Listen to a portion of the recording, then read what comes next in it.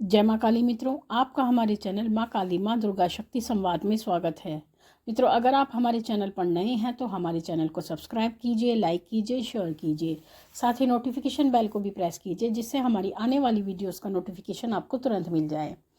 मित्रों, आज का जो विषय है वो विषय ये है कि कहीं आपने भी तो अपने सोने या उठने बैठने वाले कमरे में अपना पूजा घर तो नहीं बना रखा। देखिए, विषय महत्वपूर्ण है और एक त्रुटि भी कह सकते हैं इसको। भगवान हम मानव से बिल्कुल अलग हैं। वो जितने शुद्ध पवित्र हैं, उनके लिए पवित्रता बहुत महत्व रखती है। इसीलिए हम भगवान को अगर अपने घर में कहीं पर भी स्थान देते हैं तो सबसे पवित्र स्थान हम भगवान को देते हैं, और एक ऐसा स्थान हम उनको देते हैं जहाँ पर वो आराम से बैठ सकें, क्योंकि हमारी भावना ऐसी है कि भगवान हमारे यहाँ विराजमान है। तो इसलिए हम ऐसी जगह का चुनाव करते हैं जहाँ पर वो आराम से विराजमान हो सके। लेकिन कुछ लोग क्या करते हैं, अपने सोने वाले कमरे में भगवान को स्थान दे देते हैं, यानी उनका जो पूजा का स्थान होता है वो उनके सोने उठने बैठने वाले कमरे में होता है। क्या ये सही है? ये बिल्कुल भी सही नहीं है।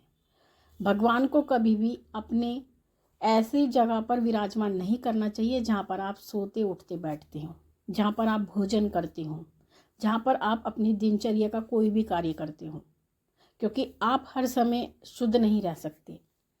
जहाँ पर आप जूते लेकर जाते हो, अपनी चप्पल लेकर के उस कमरे में प्रवेश करते हो, तो ऐसी जगह पर भगवान का स्थान नहीं होना चाहिए। अगर आपने ऐसा किया है तो आपने बहुत बड़ी गलती की है। भगवान को अलग स्थान देना चाहिए, जो आपके सोने उठने बैठने के कमरे से अलग स्थान।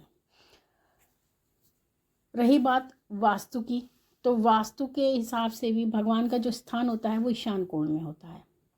लेकिन वास्तु का ज्ञान तो बहुत कम लोगों को होता है, और बहुत से घरों में ऐसी भी परिस्थिति होती है जहाँ पर वास्तु का पालन किया ही नहीं जा सकता। या फिर छोटे मकान में या बड़े मकान में, चाहे कोई भी हो, वहाँ पर आपको ये ध्यान रखना होता है कि भगवान को हमें एक ऐसा स्थान देना है जो पूर्णतः शुद्ध हो, और जहाँ पर हम केवल पूजा करने के लिए जाएं, बिना कारण हम उस जगह प्रवेश ना करें। तो इस बात को ध्यान में रखकर आपको भगवान के लिए एक सेपरेट रूम या सेपरेट जगह का चुनाव करना चाहिए जहाँ पर आप अपना पूजा का स्थान बना सकें। और आपको हमेशा ये याद रखना है कि जहाँ पर आपने पूजा का स्थान बनाया है वहाँ पर आपको जूते चप्पल नहीं लेके जाने हैं, वहाँ पर आपको भोजन आदि नहीं करना है, वहाँ पर बैठ करके आपको अन्यथा बात भी नहीं करनी है। कुछ लोग क्या करते हैं, पूजा के स्थान पर बैठकर इधर उधर की बातें करती हैं, तो इधर उधर की भी बातें पूजा स्थान पर बैठकर नहीं करनी चाहिए। वहाँ पर आप केवल पूजा के लिए बैठें, जाप के लिए बैठें, साधना के लिए बैठें, ध्यान लगाने के लिए बैठें, अकारण वहाँ पर ना बैठें। भोग लगाना चाहते हैं, भोग लगाइए, भोग लगा करके तुरंत वहाँ से वापस आ जाइए। यानी अकारण उस स्थान का प्रयोग आपको नहीं करना चाहिए किसी और प्रयोजन से। तो ये इन बातों का आप ध्यान में रखें। अब ये बात आती है कि कुछ लोग कहते हैं कि हमारे यहाँ जगह कम है, यानी हमारे पास या तो एक ही कमरा है, हम एक ही कमरे में रहते हैं, क्योंकि कुछ लोग रेंट पे भी रहते हैं। मेट्रो सिटीज़ में जगह का बहुत अभाव होता है, तो वहाँ पर भी उनके पास पर्याप्त स्थान नहीं होता अपनी पूजा को स्थान देने के लिए, भगवान को स्थान देने के लिए।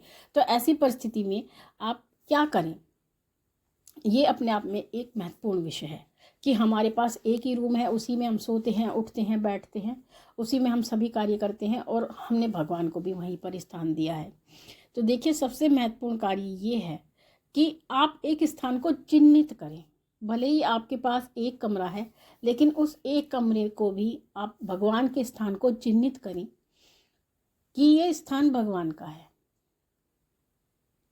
हमें, आप चाहें तो निशान भी लगा सकते हैं, आप चाहें तो पर्दा भी लगा सकते हैं, आप किसी कोने में भी पर्दा लगा सकते हैं, वहाँ पर भगवान का स्थान निर्धारित कर सकते हैं। तो वहाँ पर आपको क्या करना है, वहाँ पर आपको जूते चप्पल लेके नहीं जाना है उस स्थान तक।